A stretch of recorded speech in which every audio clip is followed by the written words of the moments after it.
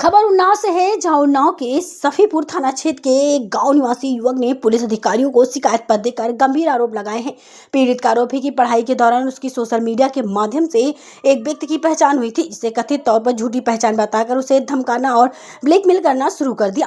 पीड़ित के अनुसार आरोपी ने उसे झूठे मुकदमे में फंसाने की धमकी देकर डराया और मानसिक दबाव बनाते हुए उसकी पढ़ाई भी प्रभावित कर दी। युवक का यह भी आरोप है कि उसे नशीला पदार्थ खिलाकर या पिलाकर बेहोश किया गया है तथा उसकी इच्छा के विरुद्ध कई दिनों तक एक कमरे में बंधक बनाकर रखा गया। होश आने पर वह किसी तरह वहां से निकलकर अपने घर लौट आया।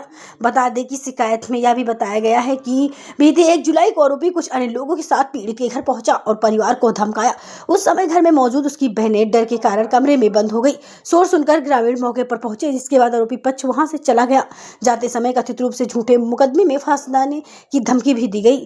पीड़ित ने अपनी शिकायती में आरोपियों के खिलाफ मुकदमा दर्ज कर कानूनी कार्रवाई किए जाने तथा उसकी सुरक्षा सुनिश्चित करने की मांग की है। फिलहाल इस मामले में पुलिस की ओर से आधिकारिक बयान या FIR दर्ज करने की पुष्टि नहीं हुई है। मामले की जांच के बाद ही आरोपी की पुष्टि हो सकेगी। क्या नाम है? मेरा नाम राज है। कहाँ के निवासी हैं? मैं बिलासखेड़ा निवासी का हूँ। आज इसकी ऑफिस आए थे, क्या मामला है आपका? मामला मेरा ये है कि बहुत पहले 2023 में मेरे पास इंस्टाग्राम पे मैसेज आया था। मुझे कोई आइडिया नहीं था कौन है कौन नहीं है, वैसे ही हेलो हाय होती रही और फिर कुछ टाइम बाद ऐसे ही चलता रहा। फिर हम मतलब कुछ नहीं बताया, हमें बेटा बोलती थी। फिर मुझे जब पता लगा कि वो किन्नर है तो सब मुझे बेटा बोलती थी, भाई बोलती थी। फिर सब कुछ ऐसे ही चलता रहा। मतलब मैं तो कोई वो नहीं था, मुझे कि कोई आइडिया नहीं था ये क्या करेंगे, मेरे साथ में कुछ भी नहीं पता था।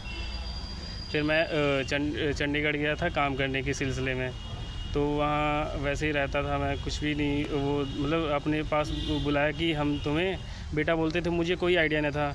बेटा बोलते थे, वो कहते हैं हम यहाँ आ जाओ, जॉब दिला देंगे, काम करा देंगे आपका सब कुछ, मतलब वैसे ही। तो फिर वहाँ गए तो जॉब तो मिली नहीं मुझे।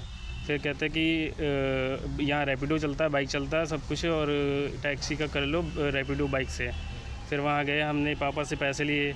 फिर एजेंसी गए तो वहाँ तो हमारी एज कम थी, नाबालिग था मैं उस टाइम पे। तो वो कहते या तो लोकल का डॉक्यूमेंट्स होना चाहिए या फिर कोई बड़े को लेके आओ, अपने फादर या मम्मी को। तो वहाँ तो थे नहीं मम्मी लोग, मम्मी लोग लुधियाने में रहते थे। मैं लुधियाने से स्टडी करता था, मोगा से स्टडी करता था, वहाँ मम्मी लोग थे नहीं। फिर वो एजेंसी जब हम गए हुए थे तो बाइक वहाँ कोई भी मेरा फ्रेंड कोई नहीं था।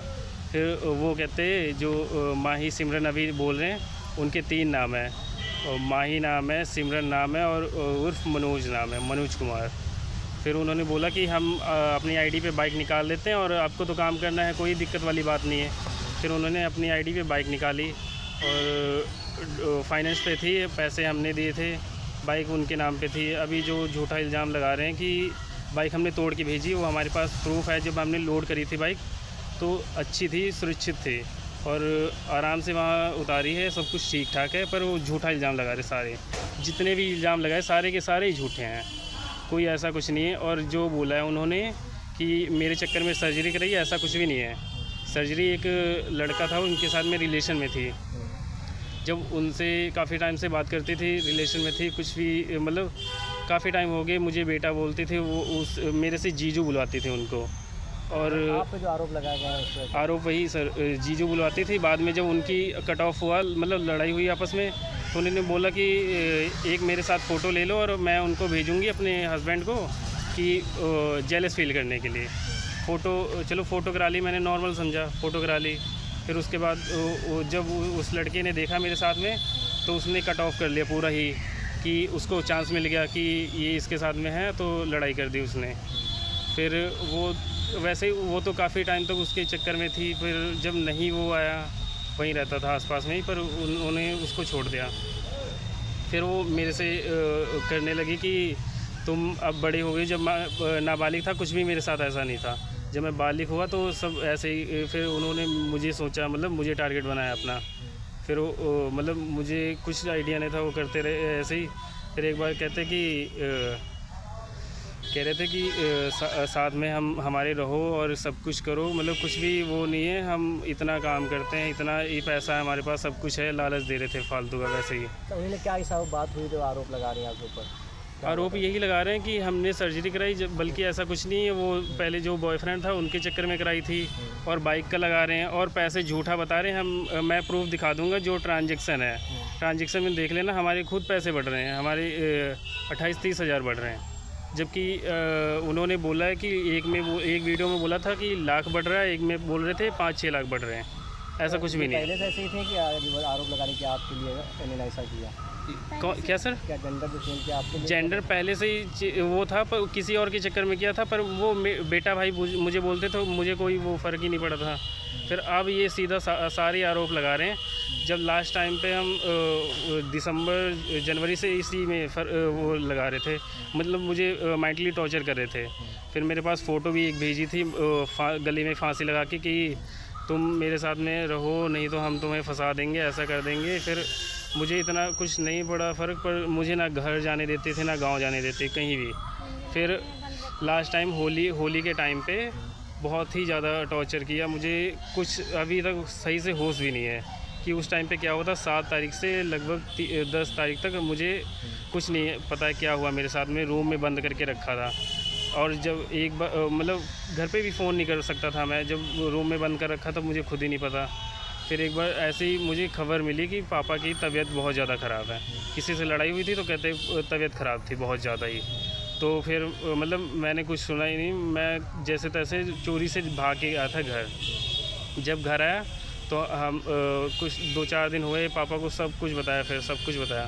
तो गए थे हम कंप्लेन करने सफ़ीपुर में कंप्लेन करी थी, ऑनलाइन भी कंप्लेन करी थी, कोई कार्रवाई नहीं हुई हमारी अभी तक। और फिर उसके बाद में अभी 1 जुलाई क्या चल रहा है, जुलाई चल रहा है ना, जुलाई में 1 जुलाई को आए थे हमारे घर। हम लोग बाज़ार में थे, मम्मी पापा और हम तीनों लोग बाज़ार में थे, और सिस्टर हमारे घर पे थी। घर पे बहुत हंगामा मचा, बहुत ही ज़्यादा, बहुत बेइज्जती करके गए, और वैसे ही फर्जी इल्ज़ाम लगा। अधिकारी से मिले हैं, क्या आश्वासन मिला है? वो अधिकारी से हम मिले हैं तो वो कह रहे हैं कि जांच करके हम कार्रवाई करेंगे, पर अभी तक कोई कार्रवाई नहीं हुई है। क्या चाहते हैं कार्रवाई आप? हम चाहते हैं कि जो हमारे ट्रांजैक्शन है, जो मतलब सारा कुछ प्रूफ के साथ में जो भी है, हमारे जो पैसे हैं वो रिटर्न करा दिया जाए, और जो झूठे इल्ज़ाम लगाए हैं उन पे कड़ी से कड़ी कार्रवाई की जाए, और जो हमारी पढ़ाई बर्बाद कराई है इन्होंने, डी फार्मेसी कर रहा था मैं, उसमें 1.5 लाख रुपए लगे हैं, वो हमारे दिलाए जाएँ।